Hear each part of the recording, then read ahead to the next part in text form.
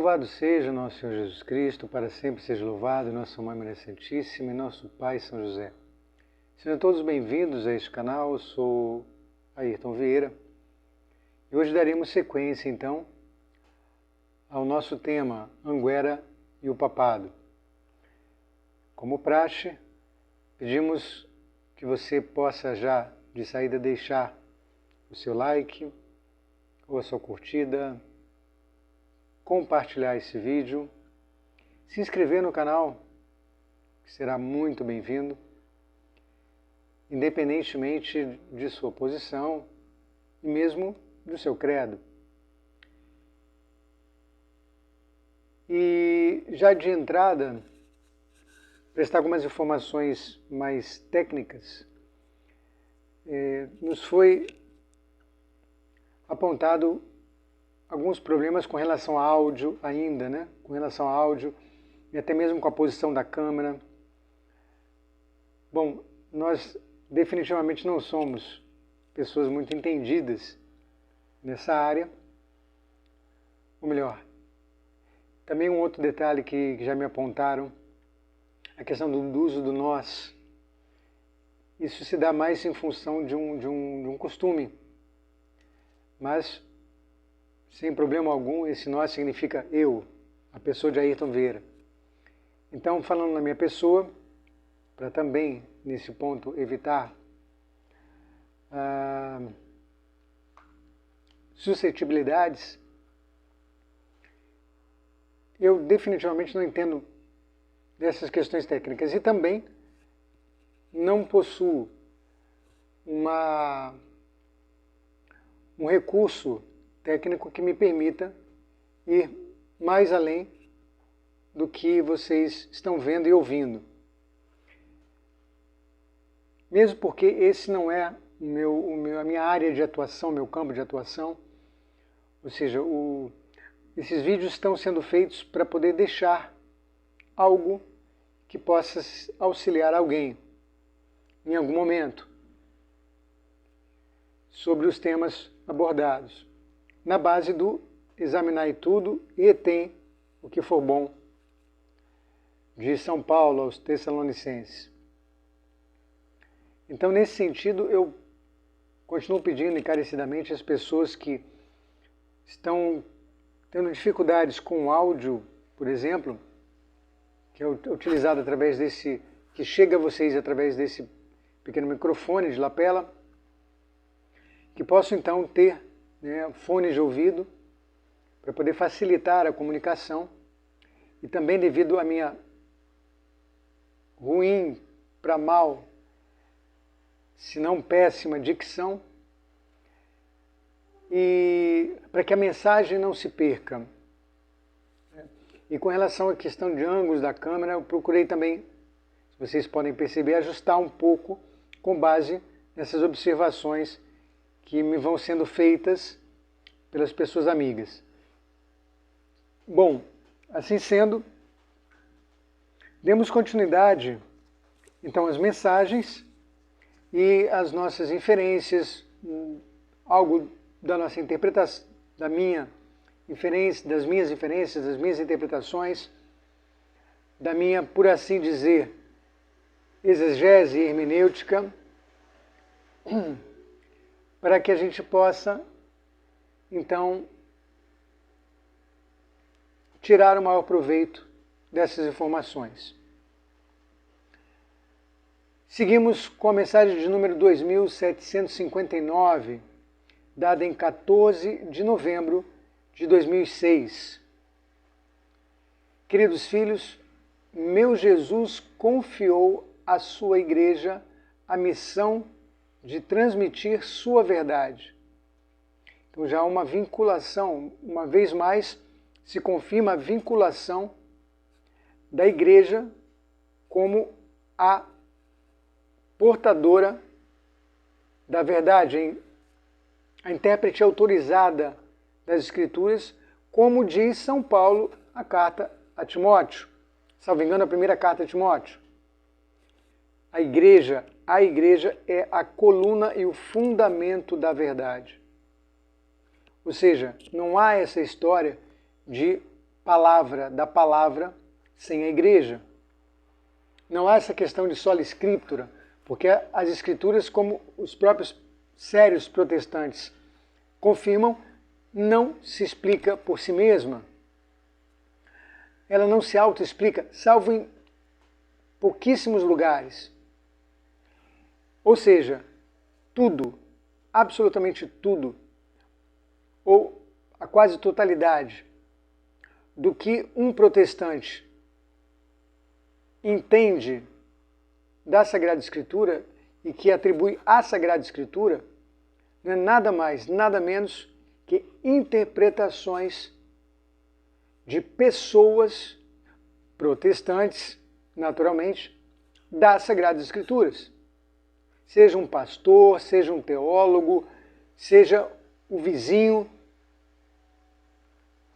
Alguém irá ler, ou até mandar que a pessoa leia, e alguém interpretará para ela, ou ela mesma vai sair interpretando e tirando conclusões, e exatamente esta atitude que vai levar com que a cada dia se abra em uma esquina dessas por aí, a exceção aqui do Plano Piloto de Brasília, que não tem esquinas, mas a cada esquina uma sua igreja.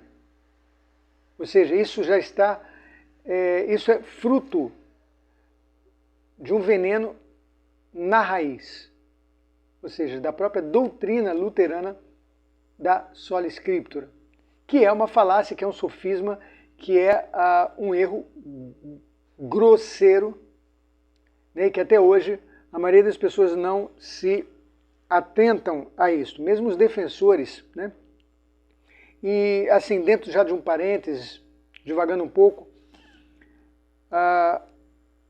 os protestantes, por exemplo, quando eu falo os protestantes, sem cunho pejorativo algum, as pessoas que aderem à doutrina protestante, elas não se apercebem de muitas coisas, como, por exemplo, a contradição que existe delas quererem lutar, quererem combater coisas como a ideologia de gênero.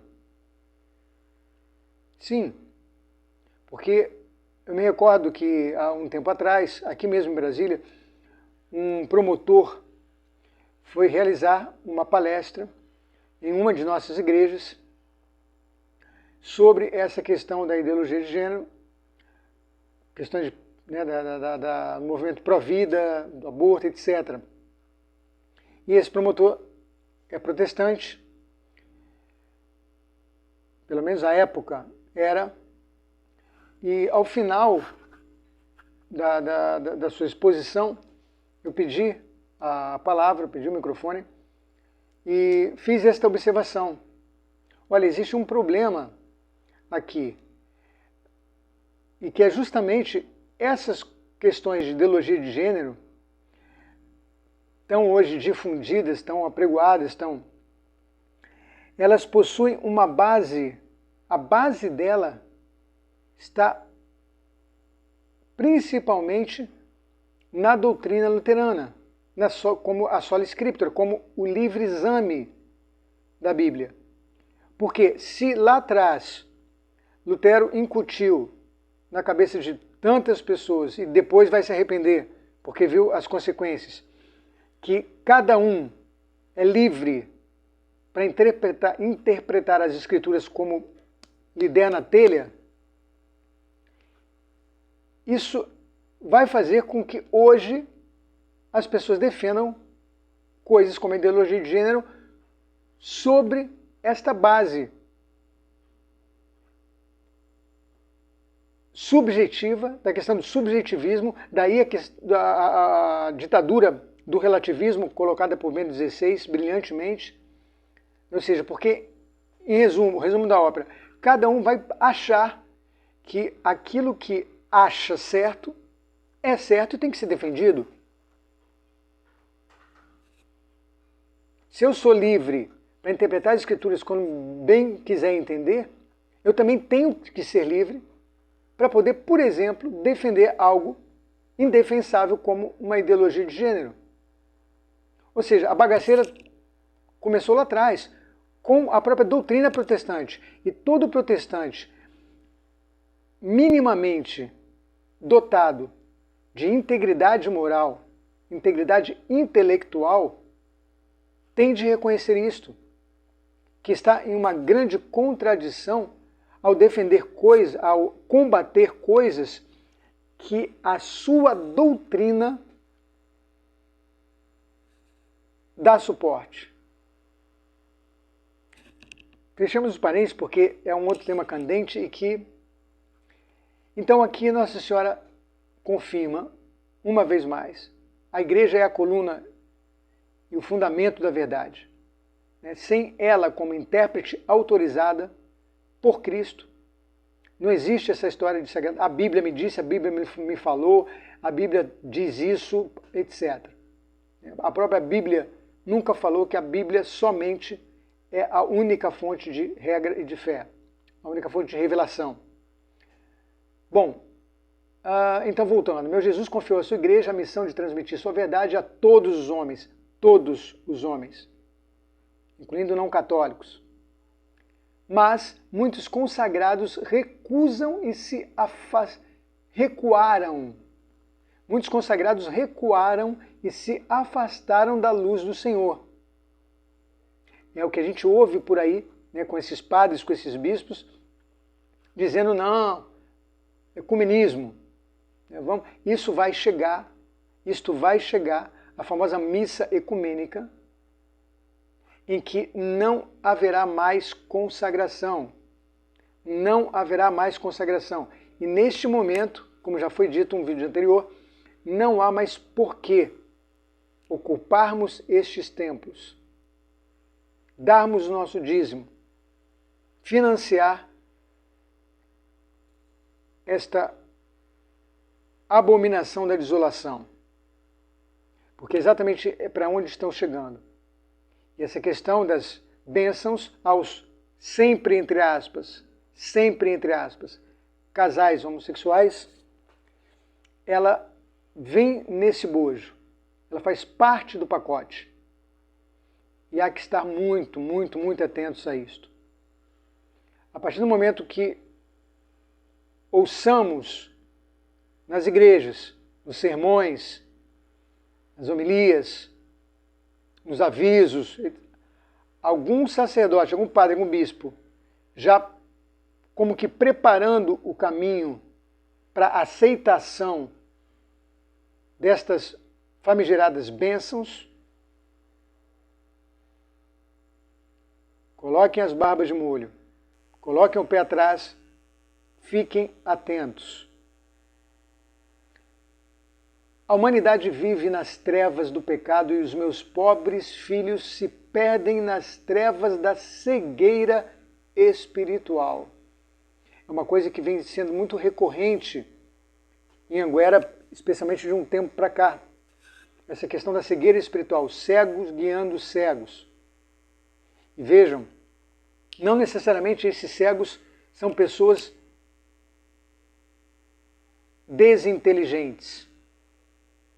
São pessoas que não são dotadas de um nível de inteligência muito, às vezes, muito alto. Como dito ontem, muito estudados, muito eruditos, muito entendidos de vários assuntos, bem articulados, com uma oratória e uma retórica impecáveis. Essas pessoas, como já dizia, por exemplo, São Vicente Ferrer, que a gente sempre fala nele com relação a isso, mas a própria história da igreja, né, nos mostra, basta lembrarmos, por exemplo, de um personagem como Pedro Abelardo, como todos os heresiarcas, Lutero mesmo, Ário, Nestório, Pelágio, os ortodoxos, né, que acabaram rompendo com a igreja, todos eles pessoas altamente inteligentes, com poder de argumentação, tanto é que arrastaram multidões. E aí, mais uma vez, a gente entra na questão da maioria. Cuidado com a maioria. Cuidado com aquilo que é aceito pela maioria. E eu não digo isso porque falo de um lugar em que haja minoria. Graças a Deus, que falo deste lugar e não me importo absolutamente nem uma grama com questões de maioria. Tanto é que não faço questão de entrar em celeumas, por exemplo, com o YouTube, porque está literalmente roubando curtidas, likes, visualizações, número de inscritos, essa coisa toda aqui do canal. O que me importa é que a mensagem chegue, ainda que seja para uma única pessoa, e esta uma única pessoa entenda o que está sendo posto, o que está sendo colocado. Seguindo, a ação do demônio levará muitos a perderem a verdadeira fé. Retoma Garabandal. Muitos bispos, cardeais, sacerdotes vão pelo caminho da perdição e com eles arrastam muita gente. É recorrente, ela vai recorrendo, fazendo como que, né, um elo de ligação e, de alguma forma, confirmando, né, todas essas aparições. Agora, o trono de Pedro cairá. Uma vez mais. O trono de Pedro cairá. Mas, por fim, os justos vencerão. A grande guerra religiosa se levantará e os fiéis serão lançados fora. Fiéis. As pessoas que quiserem permanecer na verdadeira doutrina do verdadeiro magistério da Igreja. Amai a verdade e defendei-a. Este é o ponto. Sempre, em todo lugar, aonde quer que estejamos, da forma, da maneira que conseguirmos, de que Deus nos peça, ainda que seja para você chegar à frente da sua igreja, da sua paróquia, na missa, e você ser o único, a única a se ajoelhar para receber na boca a Sagrada Eucaristia. A única que você seja a única, ainda que, você seja a única a usar um véu nas missas, a usar um vestido, mulheres, nas missas, se vestir decentemente para estar numa igreja, para assistir a uma missa, para comungar Nosso Senhor Jesus Cristo. Ainda que vocês sejam um exército de um homem só, deem testemunho, que demos testemunho com os nossos atos, palavras, pensamentos e mesmo omissões, as boas omissões. Seguindo, mensagem de número 2820, de 5/4/2007. Rezai pela Igreja do meu Jesus, pois se avizinham para ela o tempo dos grandes sofrimentos. Veja, o ano que Bento XVI lançou o Summorum Pontífico. Vamos só confirmar a data.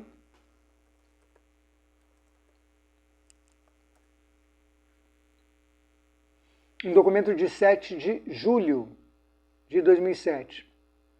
Portanto, aqui ela fala 3 meses antes, 5 de abril de 2007,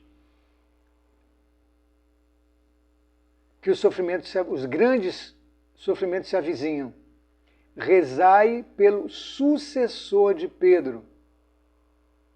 Chegará para ele a hora de grande dor. Muitos dos seus o abandonarão. Mais uma vez, confirmando o que a gente falou ontem, né? A questão do abandono dos santos padres, isso a própria história da igreja nos mostra, desde o tempo dos apóstolos. Claro, se aconteceu com o próprio Cristo, abandonado por Judas, por que não aconteceria com os papas. E abandonado de uma outra forma, em outra medida, pelo próprio Pedro, que ao contrário de Judas, felizmente, graças a Deus, se arrepende, e depois a ele é dada a graça da inerrância, né, da infalibilidade, pelo próprio Cristo. Então, ela já anuncia aqui que Bento, e aí uma cena muito forte, vinculada em toda a internet, que viralizou bastante, foi aquela cena de Bento chegando na Alemanha para ter a reunião, o encontro, né, com o presidente, e ali foi recepcionado, havia a comitiva, né, vaticana e também do presidente, como é praxe, né, os dois corpos diplomáticos, e alguns prelados sequer, né, estendiam a mão para Bento XVI. Uns disseram que ele estava apenas, né, apontando o presidente para ser cumprimentado, etc. Mas nós vemos que ali alguns prelados o cumprimentam mesmo assim. Só que a maioria não. Uma cena altamente emblemática disto que está sendo colocado aqui. Seguindo na mesma mensagem. A humanidade vive fortes tensões e caminha para uma grande destruição. A humanidade. Aproxima-se a hora da grande batalha. Sinônimo, né, da grande tribulação, dessa batalha decisiva, que falava João Paulo II, grande tribulação que fala os evangelhos, as epístolas. Um fogo veloz cairá sobre os homens. O aviso de Garabandal, ou o castigo de Garabandal, a torneira se abrirá.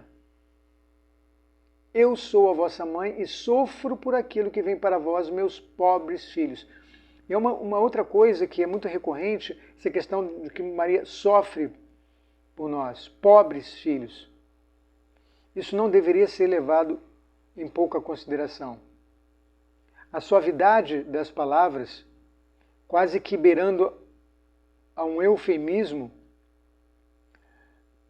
não pode fazer com que baixemos a guarda. Jamais. Cada palavra, doce que seja, carrega em si uma carga extremamente pesada, extremamente forte, extremamente grave e abrangente. Então, todas as vezes que ela nos lembra, sofro pelo que vem para vós, sofro por isso, pobres filhos, ela ao mesmo tempo diz que uma grande destruição virá sobre toda a humanidade. Isso, por si só, já deveria fazer com que a gente procurasse, o mais sinceramente possível, realmente voltar à nossa parabólica, como foi dito ontem, não para as facilidades do mundo, não para o mundo em si, mas cada vez mais para Deus como a única necessidade real nossa. Isso para quê? Para que quando chegue a hora de nós precisarmos renunciar a tudo o mais e a todos também, todos, envolve todos, sem exceção, a gente ter a graça de poder chegar e dar esse passo. Seguindo mensagem 2892, de 20/9/2007. Ali encontramos: a humanidade abraçou toda a espécie de pecado. Sodoma e Gomorra piorado. Período antediluviano piorado. E a criatura é mais valorizada que o próprio Criador. Isso através de coisas aparentemente inofensivas, aparentemente normais, boas, corretas, e que falaremos, se Deus quiser, no próximo vídeo, como, por exemplo, Cristo, o sacrário, sendo escanteado dos templos, não estar mais no centro, e em seu lugar a cadeira do padre ou do bispo, para ficar neste único exemplo. Quando o rei, aí o site esclarece, entre parênteses, Papa Bento XVI, for tirado do seu trono, essa mensagem é muito conhecida, for tirado do seu trono, começará a grande batalha. A humanidade viverá momentos de grandes tribulações, quando ele for tirado do seu trono. Esta expressão, senhores, mesmo os senhores que acompanham Anguera, que inclusive fazem parte do exército, né, do apostolado de Anguera, e que muitas vezes, não só naturalmente, mas que pelos comentários que a gente às vezes vê, né, nos próprios vídeos de Pedro, nos chats, não se apercebem do que está sendo dito aqui. A questão de um rei tirado do seu trono, numa linguagem secular, quer dizer nada mais, nada menos que um golpe de Estado, posto que o Papa é também o presidente do Estado do Vaticano. E um golpe de Estado, como veremos mais detalhadamente, ao falarmos da questão do livro de Stefania Costa, Bento XVI, Papa Emérito, um golpe de Estado, ele não gera necessariamente uma sede vacante. Ele gera uma sede impedida. Gravem esses termos. Sede vacante, diferente de sede impedida. Todas as vezes que Maria, aqui nas aparições de Anguera, usa a expressão um rei sendo tirado do trono, a pedra partida, o trono caindo, isto se refere a esta situação de um golpe de Estado sendo dado no Vaticano, gerando assim uma sede impedida. Estado canônico previsto no Código de Direito Canônico e que tem toda uma consequência em função disto. E aí ontem, interessante, porque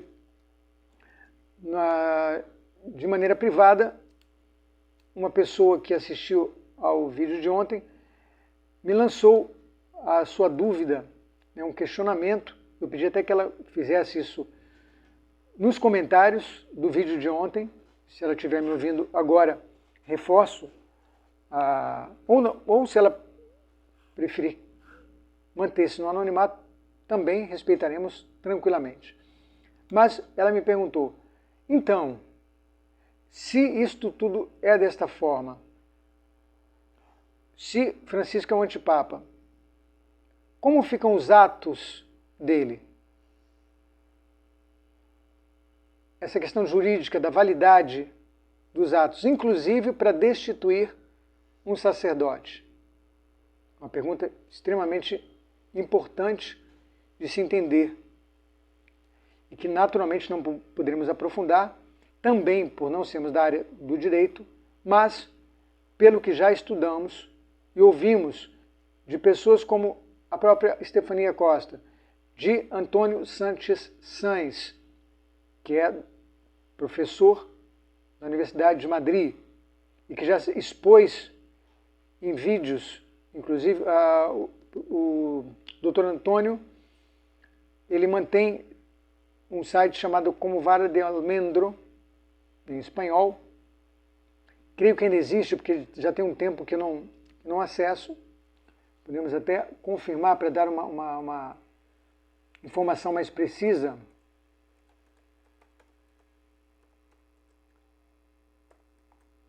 Se ainda inicio com Vale de Almendro, com valedealmendro.es. Pronto. Felizmente, o site ainda funciona, ainda está no ar. Como valedealmendro.es. Posso deixar aqui na descrição do vídeo. E dentro do Código Ratzinger foi abordada essa questão. E o resumo é que absolutamente nenhum ato de Francisco é juridicamente válido. Nenhum, mesmo os atos bons, mesmo os atos corretos, talvez a canonização de alguém, uma norma, uma diretriz que seja corretas, que sejam boas, porém, juridicamente falando, nenhum, pelo simples fato dele ser um antipapa, ele ser um papa ilegítimo. Isso, mais à frente, a igreja, no tempo certo, corrige. Alguns atos podem ser sancionados pelo futuro papa legítimo, outros certamente serão execrados, serão condenados, anatematizados. Mas, para dizer, nenhum ato é como se você estivesse à frente de uma empresa, de um governo, de um país, etc., alguém que não tivesse a legitimidade daquilo e tomasse atitudes próprias da função em que está usurpando. Dada a resposta, para não nos estendermos mais, sigamos.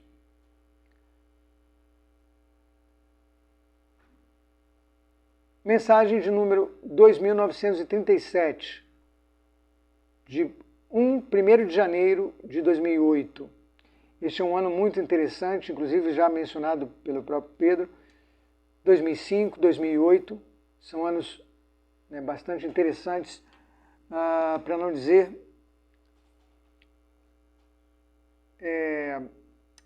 de graves mensagens, de mensagens seríssimas a respeito da igreja, do papado e também da humanidade.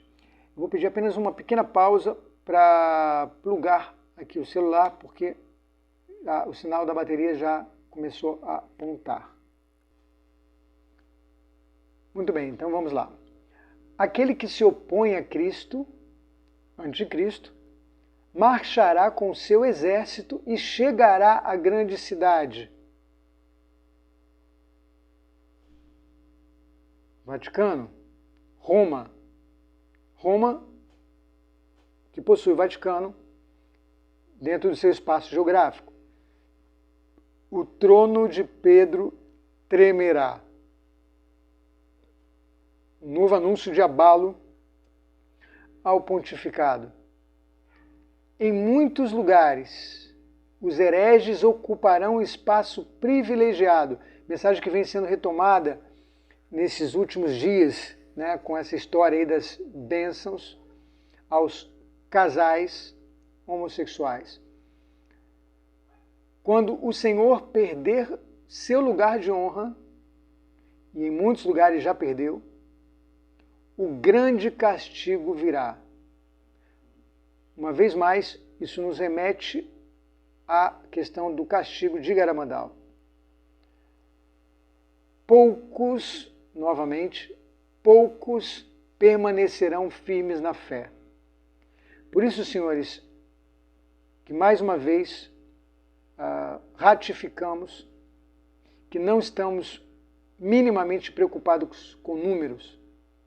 Apenas tentamos fazer com que a mensagem chegue, fazendo um contraponto nesse mar de confusão que graça, e tentando auxiliar de alguma forma, dentro das imensas limitações que possuímos, pessoais, técnicas, enfim, a que as pessoas possam ter acesso à verdade, serem dóceis a esta verdade e optarem de forma efetiva, de forma concreta, pela porta estreita, pelo caminho estreito, que é estar dentro do pequeno rebanho, esquecendo cada vez mais essa questão quantitativa, numérica, em que somos induzidos a todo momento a prestarmos atenção, a estarmos ligados, a seguirmos.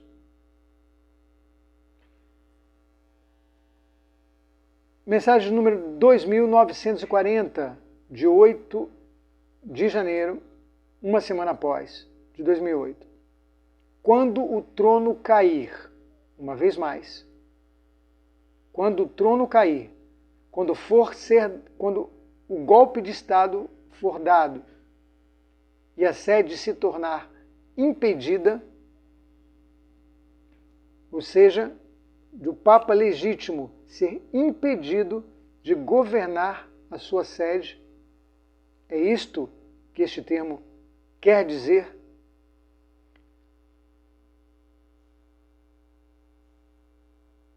Confirmada, e já não for possível a permanência do rei,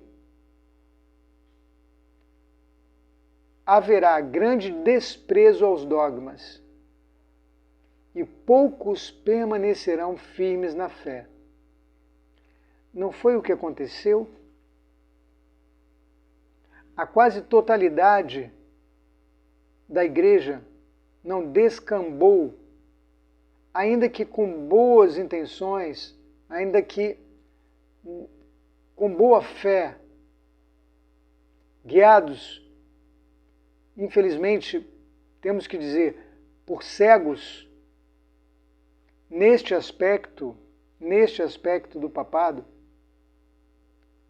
Não foi o que aconteceu com todas essas pessoas que acabaram descambando para o reconhecimento de um antipapa como seu legítimo papa, e das outras que, escandalizadas cada vez mais com o que consideravam um pontificado legítimo, acabaram também descambando para o sede-vacantismo. Não podemos interpretar estas palavras desta forma. Quando o trono cair e já não for possível a permanência do rei, haverá grande desprezo aos dogmas e poucos permanecerão na fé. Veja, essa permanência do rei é justamente na cadeira, podemos dizer, no recinto de São Pedro, de forma oficial. E aí quando Bento vai dizer que vai preparar o mosteiro Mater Ecclesiae para ele poder se autoexilar, mantendo 2 ministérios dos 4, veremos isso mais adiante, só estou dando um pequeno spoiler. Ele vai dizer que permanece, por assim dizer, ainda no recinto de São Pedro, ainda que não da forma com que poderia permanecer sendo o Papa detentor de suas faculdades. Ele permanece de outra maneira, como um rei ilegitimamente deposto, ilegalmente deposto, mas que mantém a coroa de rei. Mesmo afastado, permanece com a coroa de rei.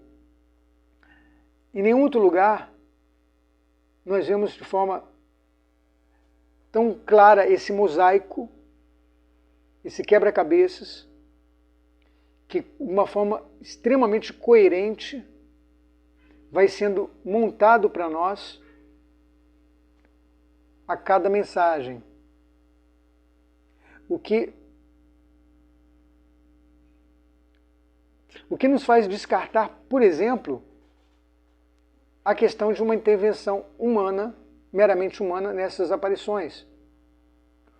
Ou elas seriam divinas, ou elas seriam diabólicas.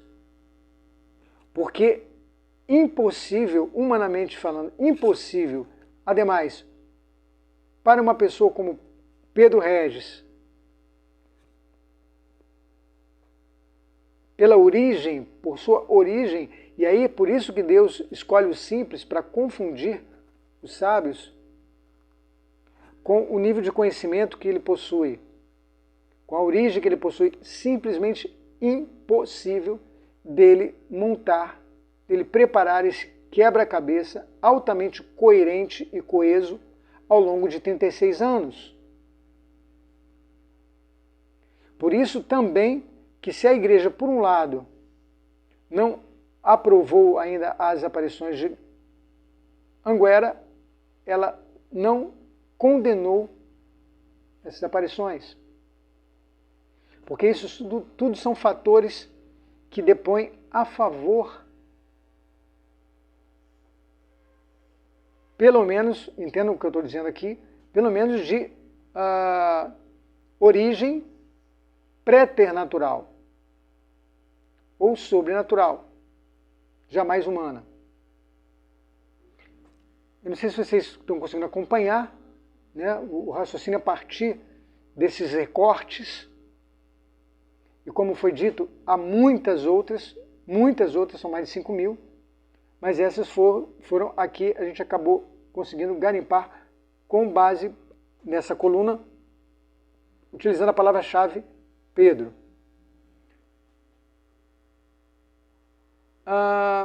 Mensagem de número 2963. Em uma data majestosa, outra profecia muito conhecida, em uma data majestosa a igreja chorará. Os fiéis hão de lamentar e os rumos da igreja mudarão. 1º de março de 2008. E, salvo engano, já foi dito pelo próprio vidente que esta data foi 11 de fevereiro de 2013. Nossa Senhora de Lourdes, quando foi anunciado o golpe de Estado por Bento XVI. Os rumos da igreja não mudaram radicalmente desde então, não vem mudando, e ainda mais após a morte de Bento. Sabei, mensagem 2937, de 20/3/2008, mesmo mês. Sabei que de agora em diante haverá mais desprezo aos sacramentos e os ministros de Deus serão desprezados e perseguidos. O demônio conseguirá destruir muitas ordens sagradas, com escândalos que abalarão a fé de muitos homens e mulheres. Lembremos, por exemplo, que já foi dito, o chamada desobediência feito por um grupo de sacerdotes irlandeses. Irlandeses, australianos, creio que irlandeses. Isso para ficar neste exemplo. Depois, as presepadas começaram a fazer lá os bispos da Alemanha e que vem ecoando mundo afora, até chegar, né, nesta aberração que foi este último pseudo documento emitido aí pelo famoso cardeal Chucho, com aval do Vaticano, com aval da anticabeça. O demônio conseguirá então destruir muitas ordens sagradas com escândalos que abalarão a fé de muitos homens e mulheres. Haverá uma rebelião declarada, não mais oculta, não mais silenciosa, como dizia João Paulo II, uma apostasia não mais silenciosa, mas declarada contra os verdadeiros ensinamentos da igreja. E o sucessor de Pedro, ouçam, e o sucessor de Pedro carregará pesada cruz. Atacarão com grande fúria o sacramento da Eucaristia, levando muitos a perderem a fé na presença real do meu Jesus. Apostasia pura e simples. A partir desse momento, naturalmente, as pessoas deixam de ser católicas. O que de alguma forma já ocorre mesmo entre aquelas que comungam. O que é demonstrado pela maneira com que elas comungam. Desde da forma com que se vestem, e principal e pior, do estado de seu espírito quando vão comungar.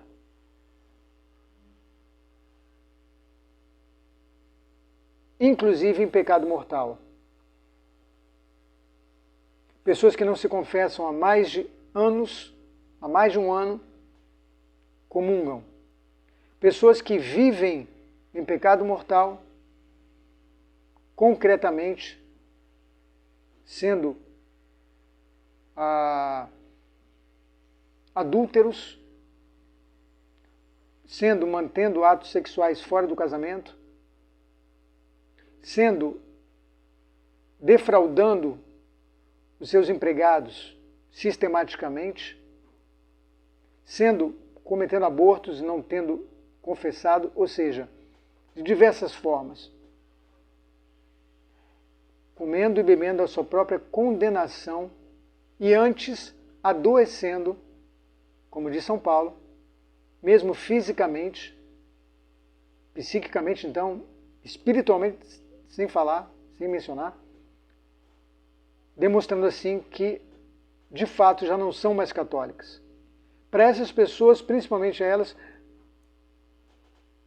não vai custar muito quando ouvirem desses infiltrados na igreja, travestidos de sacerdotes, de bispos, de cardeais, que ali não há mais Jesus Cristo, é apenas um símbolo, é apenas uma representação, como querem os protestantes. A igreja perderá seu brilho, novamente, em muitos lugares, e muitos andarão como cegos a guiar outros cegos. Novamente esta imagem, esta metáfora perfeita. A igreja do meu Jesus caminha para um futuro de grandes provações e poucos consagrados permanecerão firmes na fé. Poucos consagrados. Nunca, em nenhum momento da história, nós precisamos ter tanto cuidado com os mitos. Também os mitos de batina. Principalmente estes. Mensagem de 2974, 22/3/2008. Os mitos de batina e quem os promove. Um doloroso acontecimento se dará e o trono de Pedro será abalado. Uma vez mais, um golpe de Estado, uma sede impedida. Os inimigos agirão com grande fúria e a igreja do meu Jesus será perseguida como nunca. Se isto não é evidente para nós, e aí ela pede, sede fiéis, permanecei fiéis, não vos afasteis da verdade. Por mais que todo o entorno esteja nos dizendo o contrário, esteja nos mostrando uma aparente verdade. E quanto mais nos fazem crer que tudo está normal, é quando mais deveremos estar atentos. Mensagem 2981, de 8/4/2008.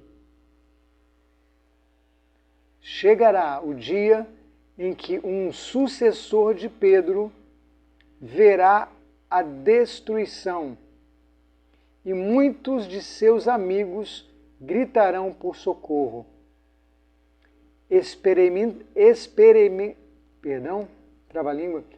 Experimentará o peso da cruz e às pressas deixará sua casa. Para mim, Petros Romanos. Já de alguma forma prefigurado no seu antecessor, Bento XVI. Mensagem de 2989, 26/4/2008. Chegará o dia em que o opositor espalhará seus erros sobre a terra, Anticristo, a besta do mar, a fera do mar. E haverá grande desprezo aos bons costumes. Claro, o Anticristo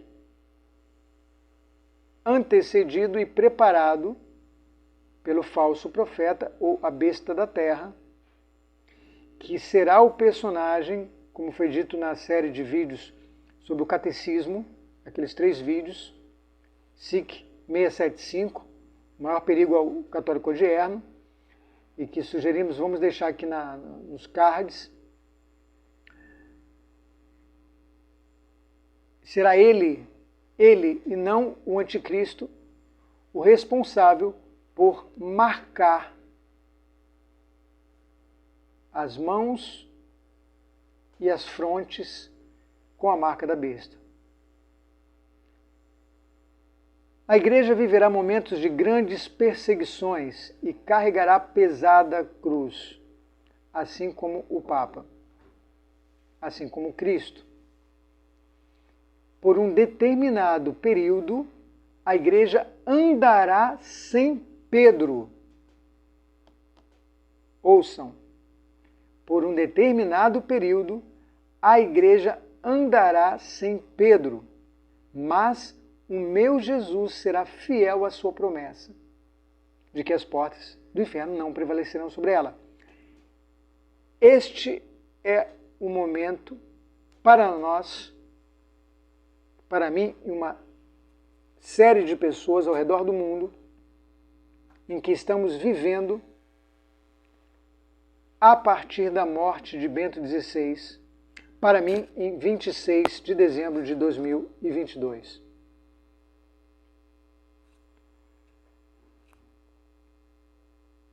Esta profecia se cumpre, começa a ter cumprimento neste dia.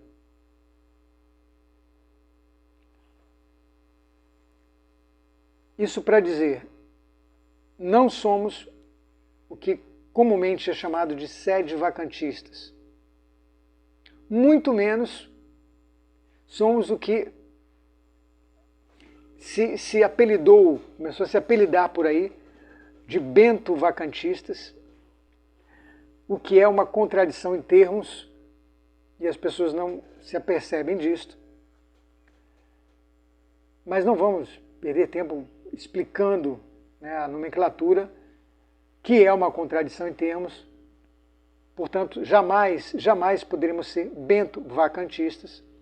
Esta expressão por si só é um sofisma gritante.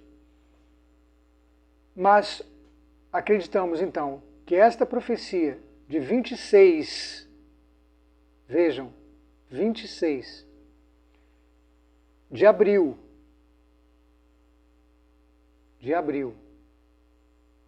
de 2008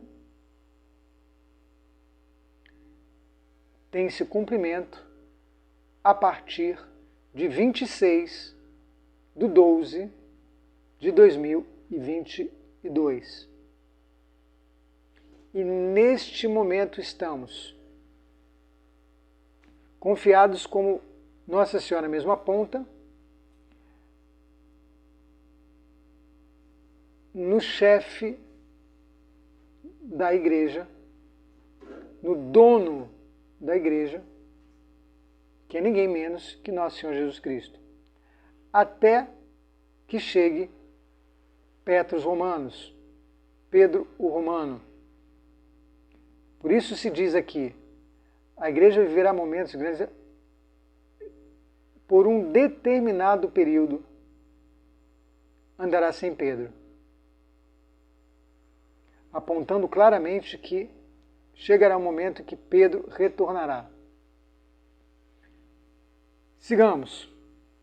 Já para concluir o nosso vídeo de hoje.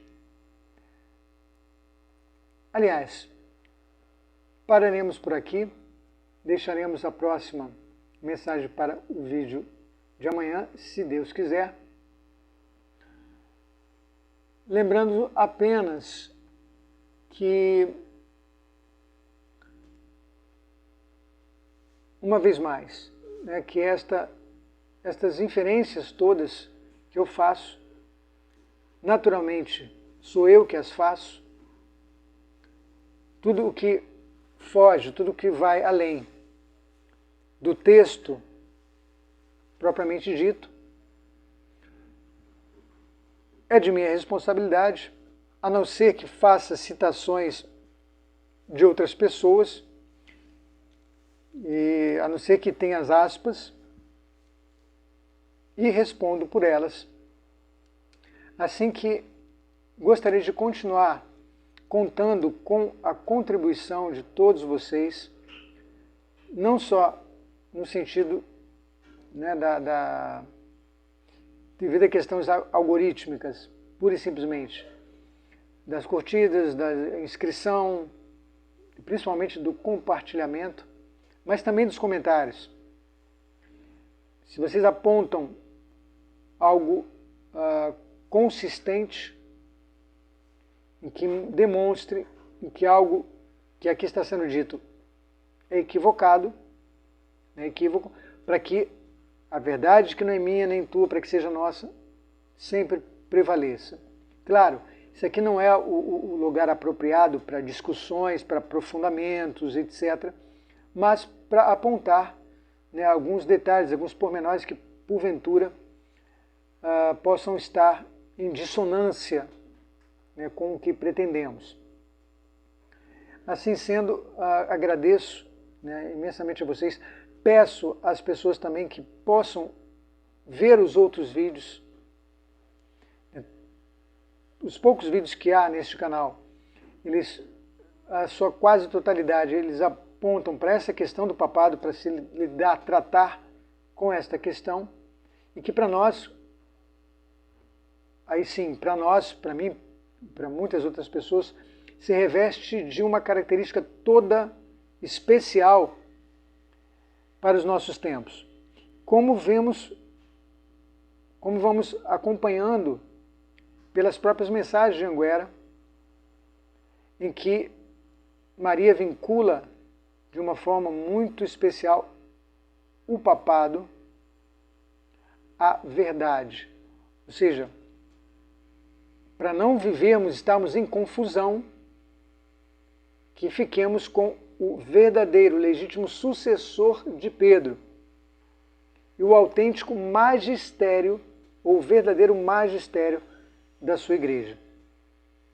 Com isto, uma vez mais, continuo desejando uma santa oitava de Natal a todos, que a Sagrada Família possa nos proteger, nos resguardar e abençoar e guiar de forma toda especial, especialmente aos homens de boa vontade, que viva Cristo Rei, que Nossa Senhora de Anguera interceda por nós e seu castíssimo esposo São José. Louvado seja nosso Senhor Jesus Cristo, para sempre seja louvado nossa Mãe Maria Santíssima e nosso Pai São José. Que o Senhor nos abençoe a todos. Muito obrigado pela sua participação.